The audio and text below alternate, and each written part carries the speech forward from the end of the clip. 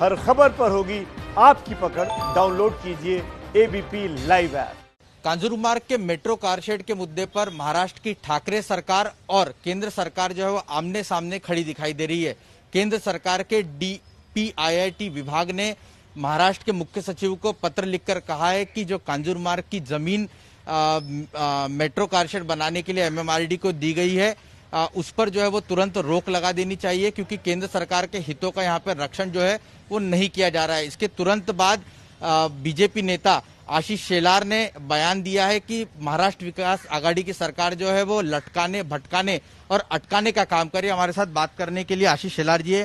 Sir, आपने जो बयान दिया है उसका क्या मतलब?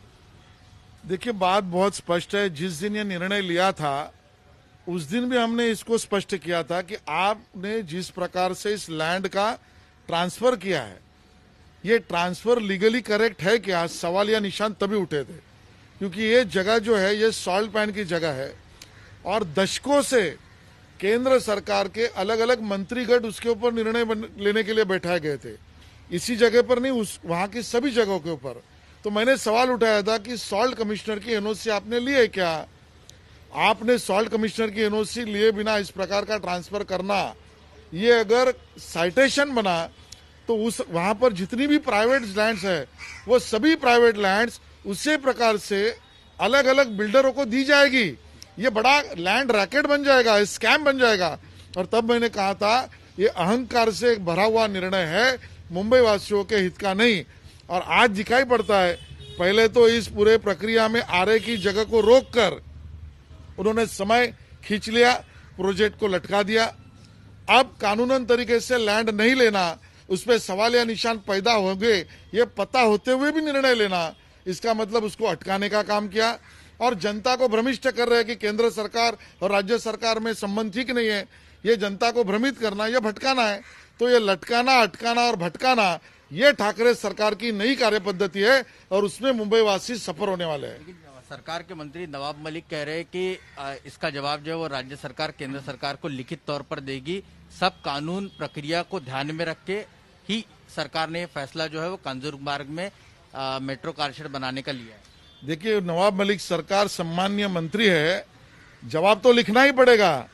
लेकिन ये अहंकार से भरा हुआ निर्णय, जब पता था कि उस जगह पर सॉल्ट पैन कमिश्नर की परमिशन लेना जरूरी है। मैं नवाब मलिक साहब को पूछना चाहता हूं, शायद आपके मेमोरी को मैं रिफ्रेश कर दूं बड़ी विनम्रता से। इस पूरे प्रक्रिया के लैंड के विषय में जब यूपीए की सरकार थी तब पवार साहब भी उसमें थे, उस मंत्रिगण में। आप उनसे भी एडवाइस लोगे तो शायद पता चलेगा कि पूरी सॉल्ट पैन लैंड की जगह की ट्रांसफर या उसके ऊपर करने वाली प्रक्रिया, इसमें केंद्र सरकार की परमिशन पहले से लगती है। सर, ये सब मामले की वजह से आपको लगता है कि मेट्रो का जो कारशेड है या इसकी पूरे मेट्रो बनने की प्रक्रिया जो है वो और लटक जाएगी और प्रोजेक्ट जो है उसकी कॉस्ट बढ़ सकती है? दुर्भाग्य से कहना पड़ रहा है, जिस दिन उन्होंने आरए की जगह पर स्टे दे दिया उस दिन से हम लोग रोज के 4 करोड़ रुपए का खर्चा अननेसेसरी वेस्ट कर रहे हैं। उसके कारण तो कॉस्ट बढ़ गई। अब मैं आज भी यहां बताना चाहता हूं कि ये पूरा प्रोजेक्ट जो है उसमें केंद्र सरकार की भी परमिशन और केंद्र सरकार का भी निधि एक लाइन में है। आप जब पूरी लाइन चेंज करते हो तो केंद्र सरकार की परमिशन नहीं ली, उसका फाइनेंशियल अप्रूवल नहीं लिया, ये सब करने के लिए फिर डिले होने वाला है। और जिस जगह पर कांजूर में अभी प्रपोज किया वहां पर तो अभी अटकाने वाली बात हो गई। अब आपको जब पता था तब आपने प्रोजेक्ट को पहले लटका दिया, अब अटका दिया और अभी जनता को आप भटका रहे हो। तो इसका पूरा का पूरा देश ठाकरे दोष जो है वो ठाकरे सरकार का है। आखिरी सवाल, मुख्यमंत्री ने क्या फिर विचार करके कारशेड आर्य कॉलोनी में कर देना चाहिए? देखिए, आरए की लैंड ये ईगो का विषय न बनाए।